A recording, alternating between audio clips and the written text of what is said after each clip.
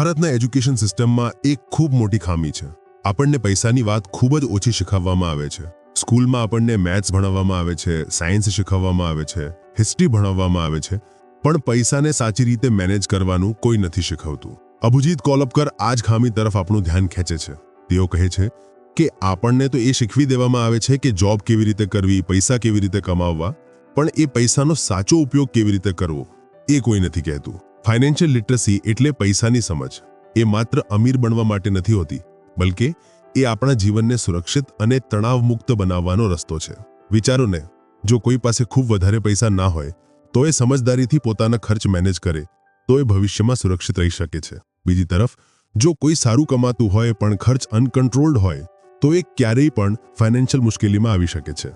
પૈસાની સમજ હોવી એ કોઈ પણ આવક કરતાં વધારે મહત્વની છે. એને જ કહેવાય ફાઇનાન્શિયલ લિટરસી. એટલે પોતાના પૈસાને કેવી રીતે કમાવવા, બચાવવા, ખર્ચવા અને વધારવા એની સાચી જાણકારી રાખવી. તમારું હાર્દિક સ્વાગત છે અમારી YouTube ચેનલ પુસ્તક પરિચયમાં. આજની આ અદ્ભુત બુકની શરૂઆત કરતા પહેલા એક નાનકડી વિનંતી છે. જો તમને આ વિડીયો ગમે તો કૃપા કરીને પુસ્તક પરિચય YouTube ચેનલને સબસ્ક્રાઇબ કરો, કારણ કે જેટલા વધુ તમે સબસ્ક્રાઇબ કરશો તેટલા જ વધુ સારા અને મૂલ્યવાન વિડીયો અમે તમારા માટે લાવી શકીશું. અને સાથે લાઈક પણ કરજો. આ વિડીયોને કોઈ એક વ્યક્તિ સાથે જરૂરથી શેર કરો, કારણ કે તમારા એક શેરથી કોઈનું જીવન બદલી શકે છે. કમેન્ટ્સમાં મને ચોક્કસથી જણાવો કે આ બુક રિવ્યૂમાં તમને શું સારું લાગ્યું. ઘણીવાર આપણે વિચારીએ છીએ કે જ્યારે વધારે પૈસા આવશે ત્યારે સેવિંગ શરૂ કરીશું, કે હજી તો એન્જોય કરવાનો સમય છે, ભવિષ્યમાં જોઈ લઈશું. પણ આ જ વિચારસરણી આપણને ફાઇનાન્શિયલ મુશ્કેલીઓમાં નાખી દે છે. ફાઇનાન્શિયલ લિટરસી આપણને શીખવે છે કે પછી ભલેને આપણી આવક કેટલી પણ ઓછી હોય, એને સાચી રીતે મેનેજ કરીને આપણે એક સ્થિર જીવન બનાવી શકીએ છીએ. કારણ કે પૈસા માત્ર ખર્ચવાની વસ્તુ નથી, એ આપણા જીવનને કંટ્રોલ કરવાનું એક મહત્વનું ટૂલ છે. જો આ ટૂલ આપણા હાથમાં સાચી રીતે હોય તો આપણે પોતાના સપના પૂરા કરી શકીએ છીએ અને ઇમરજન્સીને પણ હેન્ડલ કરી શકીએ છીએ. પૈસા માત્ર એક નંબર નથી હોતા, એની સાથે આપણી લાગણીઓ જોડાયેલી હોય છે. ક્યારેક દુઃખી થઈએ તો શોપિંગ કરી લઈએ, ક્યારેક સ્ટ્રેસ થાય તો ઇમ્પલ્સિવ ખર્ચ કરી દઈએ. ફાઇનાન્શિયલ લિટરસી આપણને એ પણ શીખવે છે કે પૈસાના નિર્ણયો લાગણીથી નહીં, લોજિકથી લેવા જોઈએ. એટલે જ આપણે સ્ટ્રેસથી બચીએ છીએ અને પોતાના લક્ષ્યો તરફ સતત આગળ વધીએ છીએ. અભિજીત કોલબકર એ પણ કહે છે કે ફાઇનાન્શિયલ લિટરસી એમ્પાવરમેન્ટ આપે છે. જ્યારે આપણને પૈસાની સાચી જાણકારી હોય ત્યારે આપણે પોતાના નિર્ણયો પોતે લઈ શકીએ છીએ. કોઈના પર આધાર રાખવો નથી પડતો, ના ફેમિલી પર, ના સરકાર પર. આપણે પોતાનું જીવન પોતે કંટ્રોલ કરી શકીએ છીએ. વિચારો, જો તમને ખબર હોય કે તમારી આવકનો કેટલો ભાગ ખર્ચ કરવો, કેટલો બચાવવો અને કેટલો ઇન્વેસ્ટ કરવો, તો તમે એક આત્મવિશ્વાસ સાથે જીવન જી શકો. જોબ જતી રહે, ઇમરજન્સી આવે કે મોટો નિર્ણય લેવો પડે, જો તમે પૈસાને સારી રીતે મેનેજ કર્યા હોય તો ગભરાયા વગર સાચો નિર્ણય લઈ શકો. આપણી આસપાસ ઘણા લોકો EMIમાં ફસાયેલા છે, ક્રેડિટ કાર્ડના દેવાથી પરેશાન છે, કે રિટાયરમેન્ટને લઈને અનિશ્ચિત છે. આ બધું એટલે થાય છે કારણ કે ફાઇનાન્શિયલ લિટરસીનો અભાવ હોય છે. જો સ્કૂલથી જ આપણને શીખવવામાં આવે કે બજેટ કેવી રીતે બનાવવું, સેવિંગ્સ શું છે, ઇન્વેસ્ટમેન્ટના સાચા રસ્તા કયા છે, તો આપણે બધા વધુ સુરક્ષિત અને ખુશહાલ જીવન જી શકીએ. ફાઇનાન્શિયલ લિટરસી આપણને શીખવે છે કે આપણે પોતાની જરૂરિયાત અને ઈચ્છા વચ્ચેનો તફાવત સમજવો જોઈએ. માર્કેટમાં જે નવું આવે એ જરૂરી નથી કે આપણા માટે જરૂરી હોય. જો આપણને પૈસાની સમજ હોય તો દરેક ચમકતી વસ્તુ જોઈને ખરીદવાની ઈચ્છા નહીં થાય. આપણે વિચારીને ખર્ચ કરીશું અને પોતાના લક્ષ્યો માટે બચત કરીશું. અને એક વાત જે ખૂબ જ મહત્વની છે, પૈસા માત્ર પૈસાવાળા માટે નથી હોતા. ઘણા લોકો માને છે કે આ બધી ફાઇનાન્શિયલ પ્લાનિંગ તો અમીરો માટે છે, આપણા જેવા મધ્યમ વર્ગના લોકો શું પ્લાન કરે? પણ આ વિચાર ખોટો છે. વાસ્તવમાં જે ઓછું કમાય છે એને તો ફાઇનાન્શિયલ લિટરસીની વધુ જરૂર હોય છે, કારણ કે એની પાસે સાધનો મર્યાદિત હોય છે, એટલે એને વધુ સમજદારીથી નિર્ણય લેવા પડે છે. ફાઇનાન્શિયલ લિટરસી એને એ શક્તિ આપે છે. જ્યારે આપણે પોતાના બાળકોને ભણાવીએ છીએ ત્યારે ઈચ્છીએ છીએ કે એ ડૉક્ટર, એન્જિનિયર, IAS બને, પણ શું આપણે એને શીખવીએ છીએ કે એની પહેલી સેલેરીનું શું કરવું, પોતાના પૈસાનું પ્લાનિંગ કેવી રીતે કરવું? એને ખબર હોય છે કે ટેક્સ કેવી રીતે કામ કરે છે, કે મ્યુચ્યુઅલ ફંડ શું હોય છે? આ જ ખાલી જગ્યા આપણે ભરવાની છે. જો આપણે નાની ઉંમરથી જ ફાઇનાન્શિયલ લિટરસી શીખવીએ તો આખી પેઢી ફાઇનાન્શિયલી એમ્પાવર્ડ બની શકે છે. પૈસા માત્ર ખર્ચવાની વસ્તુ નથી, એક જવાબદારી છે. અને એ જવાબદારી આપણે ત્યારે જ સારી રીતે નિભાવી શકીએ જ્યારે આપણી પાસે સાચી જાણકારી હોય. જેમ ડ્રાઇવિંગ માટે લાયસન્સ જોઈએ, તેમ પૈસા ચલાવવા માટે ફાઇનાન્શિયલ જ્ઞાન જોઈએ. નહીં તો આપણે ક્રેશ થઈ જઈશું કે ક્યાંક ખોટા વળાંકે વળી જઈશું. ફાઇનાન્શિયલ લિટરસી આપણને એ પણ શીખવે છે કે પૈસાને લઈને ગિલ્ટ કે ડર રાખવાની જરૂર નથી. જો આપણે પ્લાન કરીને ચાલીએ તો ગિલ્ટ ફ્રી રીતે એન્જોય પણ કરી શકીએ અને સુરક્ષિત પણ રહી શકીએ. આપણે સ્માર્ટ સ્પેન્ડિંગ કરી શકીએ, એટલે ના વધુ પડતું ખર્ચ કરવું, ના દરેક વસ્તુથી ડરીને પાછા હટવું. આ વાત પણ સમજવી જરૂરી છે કે ફાઇનાન્શિયલ લિટરસી માત્ર કેલ્ક્યુલેટર અને સ્પ્રેડશીટની વાત નથી. એ એક માઇન્ડસેટ છે, એક વિચારવાની રીત છે, એક ડિસિપ્લિન છે, અને આ ડિસિપ્લિન આપણને સ્વતંત્રતા આપે છે.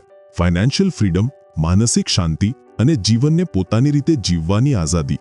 જો આખા કોન્સેપ્ટને એક સાદા વાક્યમાં સમજવું હોય તો એ છે, કમાણી કરતાં કમાણીની સમજ વધુ મહત્વની છે.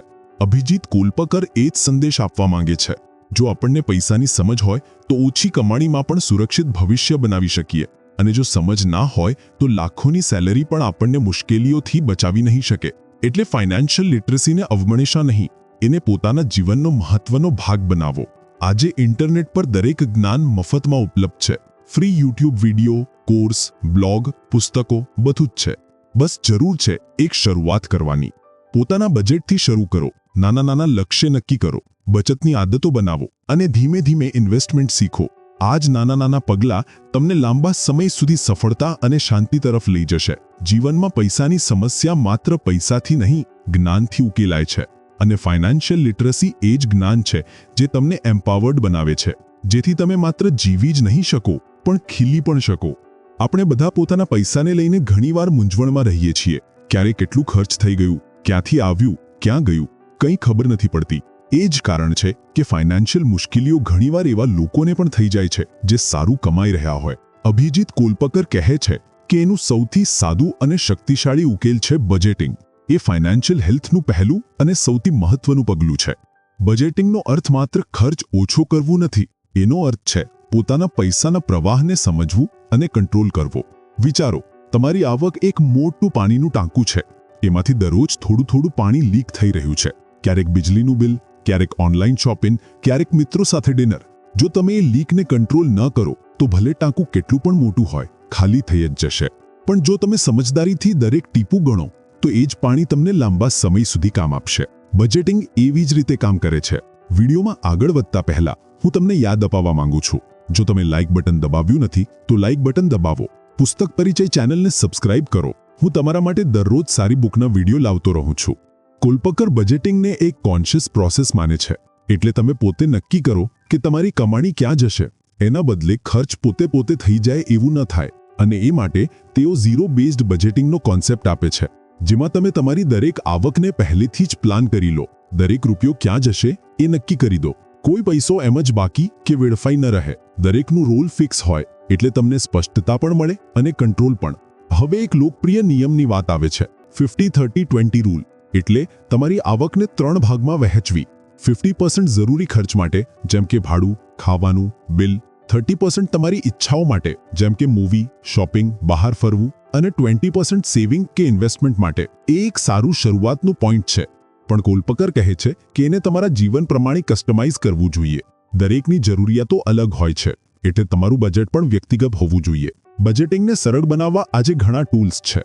તમે સાદી સ્પ્રેડશીટ પર પણ ટ્રેક કરી શકો કે મની મેનેજર, એન્ડ્રોમની જેવી સ્માર્ટ એપ્સ વાપરી શકો. એમાં તમે દરરોજનો ખર્ચ ટ્રેક કરી શકો. ક્યારે કેટલો ખર્ચ થયો, કઈ કેટેગરીમાં ગયા, બધું સ્પષ્ટ દેખાય. જ્યારે આપણે પોતાના ખર્ચ જોઈએ છીએ ત્યારે પોતે ડિસિપ્લિન આવવા લાગે છે. કોલ્પકર કહે છે, બજેટ હંમેશા માસિક બનાવો, પણ જો શક્ય હોય તો સાપ્તાહિક રિવ્યૂ કરો. એટલે તમને રિયલ ટાઈમ ફીડબેક મળે અને સમયસર સુધાર કરી શકો.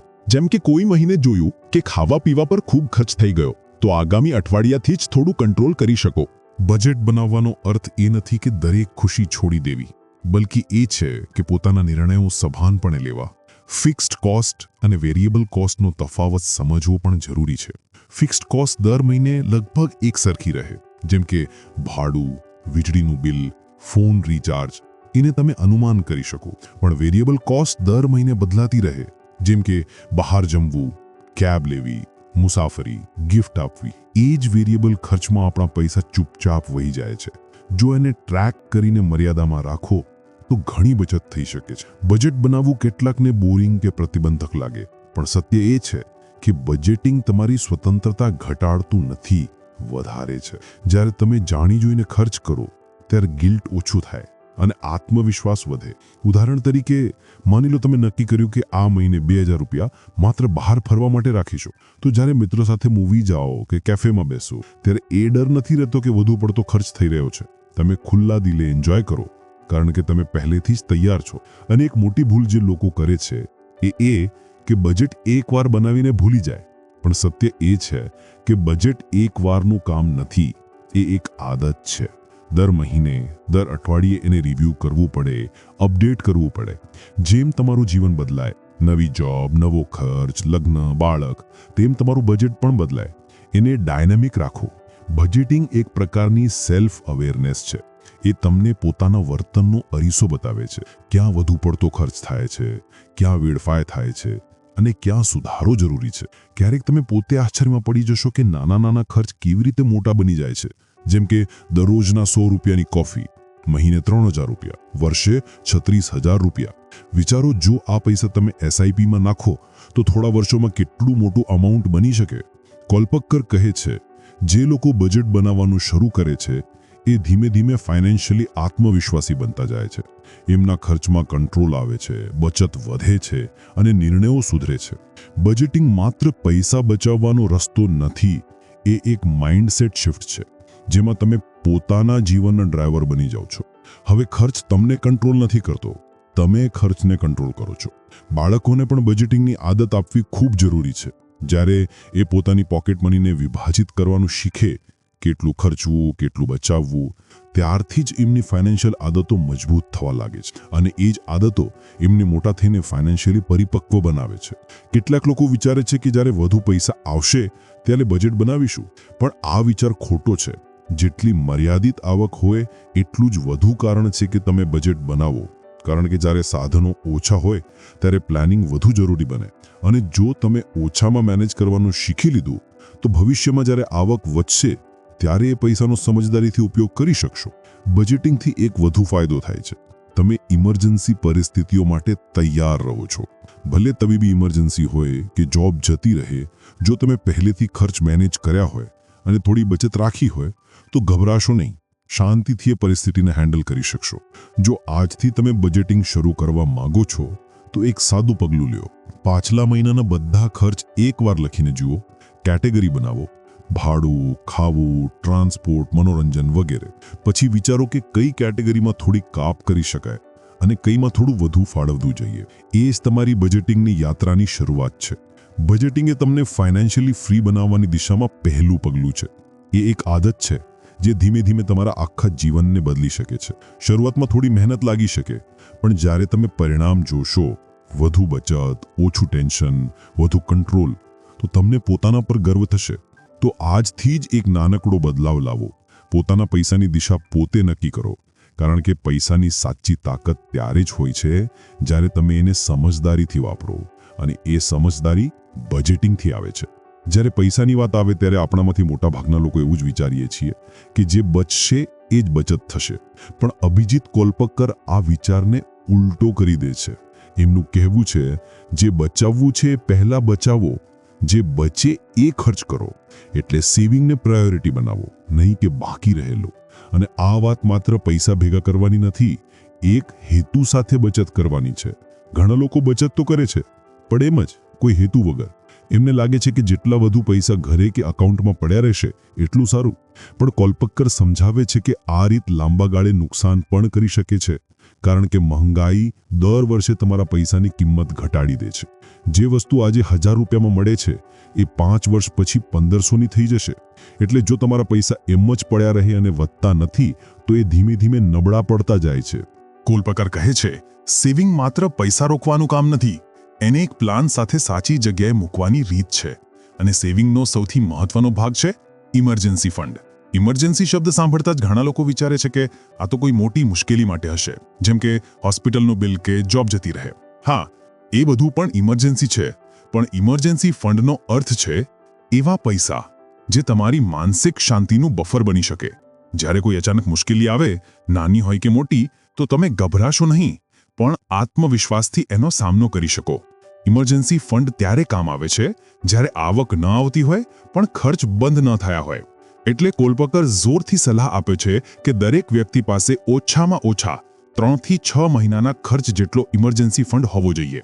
જો તમારો માસિક ખર્ચ 25,000 રૂપિયા છે તો ઓછામાં ઓછા 75,000 રૂપિયાથી 1,50,000 રૂપિયા સુધીનો બેકઅપ હોવો જોઈએ.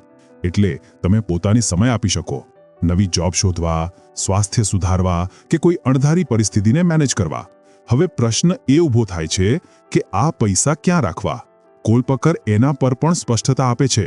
એ કહે છે કે ઇમરજન્સી ફંડ એવી જગ્યાએ હોવો જોઈએ જ્યાં જરૂર પડે ત્યારે તરત જ એક્સેસ મળી જાય, પણ સાથે થોડું વ્યાજ પણ મળે. એ માટે કેટલાક વિકલ્પ છે. રિકરિંગ ડિપોઝિટ, જેમાં તમે દર મહિને નિશ્ચિત રકમ જમા કરો. સ્વીપ-ઇન એકાઉન્ટ, જે સેવિંગ્સ અને એફડીનું કોમ્બો હોય છે. અને ડિજિટલ વોલેટ્સ, જેમ કે પેટીએમ, ફોનપે, જેમાં પૈસા રાખવા સરળ હોય છે પણ વ્યાજ ઓછું મળે છે. રિકરિંગ ડિપોઝિટમાં ડિસિપ્લિન આવે છે. દર મહિને પૈસા આપમેળે કપાય અને નિશ્ચિત મેચ્યોરિટી અમાઉન્ટ મળે. સ્વીપ-ઇન એકાઉન્ટ સ્માર્ટ વિકલ્પ છે, જેમાં પૈસા પહેલા સેવિંગ્સમાં રહે, પણ જેવું થ્રેશોલ્ડ વટાવે કે એફડીમાં જતા રહે અને વધુ વ્યાજ મળે. ડિજિટલ વોલેટ્સ ઝડપી હોય છે, પણ એમાં વૃદ્ધિ નથી થતી. કોલપકર કહે છે કે ઇમરજન્સી ફંડનું લક્ષ્ય છે લિક્વિડિટી પ્લસ સેફટી પ્લસ થોડું રિટર્ન. એટલે એવી જગ્યાએ રાખો જ્યાંથી પૈસા તરત કાઢી શકાય અને થોડું વ્યાજ પણ મળે. સેવિંગને આદત બનાવવા માટે કોલપકર એક મજબૂત સલાહ આપે છે. તમારી આવકના ઓછામાં ઓછા 10% દર મહિને બચાવો અને એને ઓટોમેટ કરી દો. એટલે સેલરી આવતા જ થોડી રકમ આપમેળે સેવિંગ્સ એકાઉન્ટ, આરડી કે મ્યુચ્યુઅલ ફંડમાં જતી રહે. જેમ ભાડું કે ઈએમઆઈ નોન નેગોશિયેબલ ખર્ચ હોય, તેમ સેવિંગને પણ એવું જ ગણો. એ કોઈ એવો ખર્ચ છે જેને ટાળી ન શકાય. જ્યારે તમે સેવિંગને ઓટોમેટ કરો છો ત્યારે નિર્ણય લેવાની જરૂર જ નથી પડતી. કામ આપમેળે થતું રહે છે. અને જ્યારે થોડા સમય પછી તમે પોતાની સેવિંગ વધતી જોશો તો એક અલગ જ ખુશી આપે છે. એ માત્ર ફાઇનાન્શિયલ સંતોષ નથી, એક માનસિક બૂસ્ટ પણ છે. તમને લાગે છે કે તમે તૈયાર છો, ગમે તે થાય તમે તૂટશું નહીં. અને કોલપકર વારંવાર કહે છે કે સેવિંગ માત્ર નંબરનો રમત નથી, એક માઇન્ડસેટ છે. જ્યારે તમે નાની નાની વસ્તુઓમાં જાગૃત રહો, જેમ કે બહાર ઊંચું ખાવા જવું, ઇમ્પલ્સિવ શોપિંગથી બચવું, ડિસ્કાઉન્ટનો સ્માર્ટ ઉપયોગ કરવો, તો તમે ધીમે ધીમે સેવિંગ મશીન બની જાઓ છો. અને એ આદત જીવનભર ચાલે છે. સેવિંગ કરવા માટે અમીર હોવું જરૂરી નથી.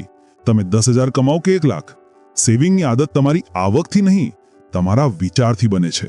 જો તમે ઓછામાં બચાવવાનું શીખી ગયા તો વધુ આવે ત્યારે આપમેળે સારી રીતે હેન્ડલ કરી શકશો. અને એ જ વસ્તુ તમને ફાઇનાન્શિયલ સ્થિરતા આપે છે. કોલપકર કહે છે કે ઇમરજન્સી ફંડ રાખવાનો એક માનસિક ફાયદો પણ છે. જ્યારે તમારી પાસે બેકઅપ હોય ત્યારે દરેક નાની વાતનો ડર નથી સતાવતો. તમે રિસ્ક લેવાની હિંમત કરો છો. ભલે નવો કોર્સ કરવો હોય, જોબ બદલવી હોય કે સાઇડ હસલ શરૂ કરવી હોય. કારણ કે તમને ખબર હોય કે જો કંઈ ખરાબ પણ થઈ ગયું તો તમે સંભાળી લેશો. અને એ જ આત્મવિશ્વાસ તમારી વૃદ્ધિને બૂસ્ટ કરે છે. સેવિંગ કરતી વખતે એક વાત યાદ રાખવી જોઈએ: પૈસા જેટલા સ્થિર રહેશે એટલા ઓછા ફાયદાકારક રહેશે. એટલે ઇમરજન્સી ફંડ પછી જે પૈસા બચે એને ઇન્વેસ્ટ કરવું જોઈએ, જેથી એ વધે. પણ એ પગલું ઇમરજન્સી ફંડ બનાવ્યા પછી જ આવે. પહેલા પોતાને સુરક્ષિત કરો, પછી વૃદ્ધિનું વિચારવાનું શરૂ કરો. સેવિંગ અને ઇમરજન્સી ફંડ લઈને એક મિથ પણ છે. લોકો વિચારે છે કે હજી તો બધું બરાબર ચાલે છે, ઇમરજન્સીની શું જરૂર? પણ ઇમરજન્સી તો કહીને નથી આવતી. અને ઇમરજન્સી વખતે સૌથી ખરાબ વસ્તુ છે બીજાની પાસેથી ઉધાર માંગવું કે સંપત્તિ વેચવી. એના કરતાં વધુ સારું છે કે તમે પહેલેથી જ પોતાને મજબૂત બનાવી લો. સેવિંગ તમારા ફાઇનાન્શિયલ જીવનનો પાયો છે. જો એ મજબૂત હોય તો એના પર તમે ઘણું બધું ઊભું કરી શકો: ઇન્વેસ્ટમેન્ટ, સપના, લક્ષ્ય. પણ જો સેવિંગ ના હોય તો તમારી ફાઇનાન્શિયલ ઇમારત નબળી નીંવ પર ઊભી છે, જે ક્યારે પણ ધરાશાયી થઈ શકે છે. જો તમે અત્યાર સુધી સેવિંગ શરૂ નથી કરી તો આજથી એક નાનું પગલું લો. 500 રૂપિયા પણ ચાલે, પણ દર મહિને અલગ રાખો. નાનું શરૂ કરો પણ સતત રહો. ધીમે ધીમે તમને પોતાને મજા આવવા લાગશે જ્યારે તમે જોશો કે તમારી સેવિંગ વધી રહી છે અને તમારી પાસે એક મજબૂત બેકઅપ તૈયાર થઈ રહ્યો છે. તો આવતી વખતે જ્યારે સેલરી આવે, સૌથી પહેલા પોતાને પે કરો. એટલે બચાવો, પછી ખર્ચનો વારો આવે.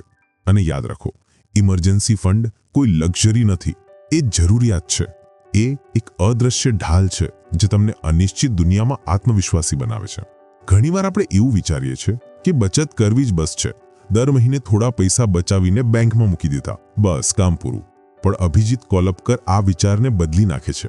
એમનો સ્પષ્ટ સંદેશ છે: માત્ર સેવિંગ્સથી તમે ભવિષ્ય સુરક્ષિત નથી કરી શકતા, કારણ કે મહેંગાઈ દર વર્ષે તમારા પૈસાની કિંમત ઘટાડી દે છે.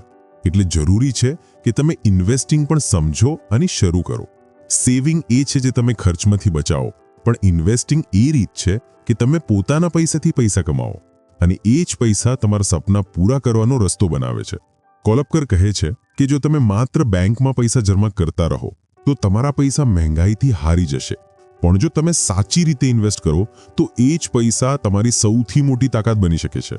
ઇન્વેસ્ટિંગનો અર્થ છે પોતાના પૈસાને એવી જગ્યાએ મૂકવું જે તમને રિટર્ન આપે, એટલે એ સમય સાથે વધે. કોલપકર ઇન્વેસ્ટમેન્ટને એક જરૂરી ફાઇનાન્શિયલ સ્કિલ માને છે અને કહે છે કે દરેક વ્યક્તિએ એના મૂળભૂત સિદ્ધાંતો સમજવા જોઈએ, ભલે એની આવક કેટલી પણ હોય. ઇન્વેસ્ટમેન્ટની દુનિયામાં ઘણા રસ્તા છે. એને એસેટ ક્લાસ કહેવામાં આવે છે.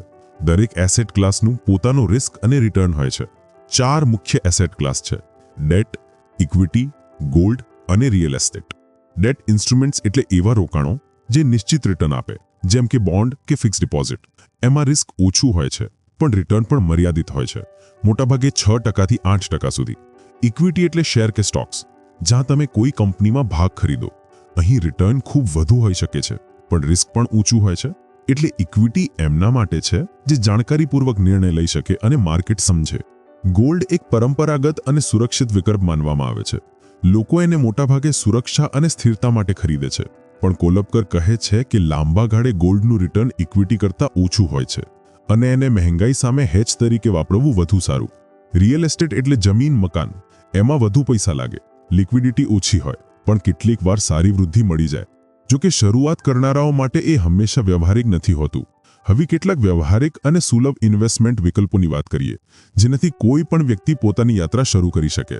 સૌથી પહેલો અને લોકપ્રિય વિકલ્પ છે મ્યુચ્યુઅલ ફંડ્સ. મ્યુચ્યુઅલ ફંડ્સમાં તમારા પૈસા ઘણી અલગ અલગ કંપનીઓમાં લગાવવામાં આવે છે, જેથી તમારું રિસ્ક વૈવિધ્યપૂર્ણ થઈ જાય.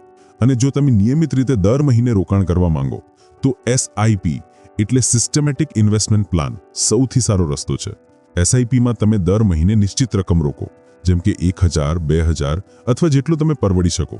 કોલપકર કહે છે કે SIPની સુંદરતા છે કમ્પાઉન્ડિંગની શક્તિ, એટલે પૈસા કમાવા લાગે અને સમય સાથે ઝડપથી વધે. ઉદાહરણ તરીકે, જો તમે દર મહિને 5000 રોકો અને સરેરાશ 12% રિટર્ન ગણીએ તો 25 વર્ષમાં એ રકમ આશરે 99 લાખ થઈ શકે છે. પણ જો તમે 10 વર્ષ મોડા શરૂ કરો, એટલે માત્ર 15 વર્ષ રોકો, તો એ જ રકમ માત્ર 44 લાખ જેટલી જ બને છે. એટલે સમય એ રોકાણમાં સૌથી મોટું પરિબળ છે. જેટલી વહેલી શરૂઆત કરશો એટલો વધુ ફાયદો થશે. PPF એટલે પબ્લિક પ્રોવિડન્ટ ફંડ પણ એકદમ સુરક્ષિત અને સરકારી બેક્ડ વિકલ્પ છે. એમાં તમે વર્ષે 500 થી લઈને 1.5 લાખ સુધી રોકી શકો અને વ્યાજ ટેક્સ ફ્રી હોય છે. PPFની મેચ્યોરિટી 15 વર્ષની હોય છે, પણ એમાં કમ્પાઉન્ડ ઇન્ટરેસ્ટ મળે છે, જે એને લાંબા ગાળે ખૂબ સારું બનાવે છે. જો તમે રિસ્ક ન લેવા માંગતા હો તો આ સૌથી સારા વિકલ્પમાંનો એક છે. NPS એટલે નેશનલ પેન્શન સ્કીમ નિવૃત્તિ માટે ખૂબ જ સારું સાધન છે. એમાં તમારી સેલેરીનો કેટલોક ભાગ રોકાય છે કે તમે પોતે રોકી શકો છો અને નિવૃત્તિ પછી નિયમિત પેન્શન મળે છે. એમાં ઇક્વિટી અને ડેટ બંનેનું મિશ્રણ હોય છે, જેથી સંતુલન રહે. કોલપકર એને એ લોકોને સજેસ્ટ કરે છે જેમને ભવિષ્ય માટે સ્થિર આવક જોઈએ. ELSS એટલે ઇક્વિટી લિંક્ડ સેવિંગ સ્કીમ એ મ્યુચ્યુઅલ ફંડનો જ એક પ્રકાર છે, જેમાં ટેક્સ બચતનો પણ ફાયદો મળે છે. એમાં 3 વર્ષનું લોકિન હોય છે અને સેક્શન 80C હેઠળ છૂટ મળે છે.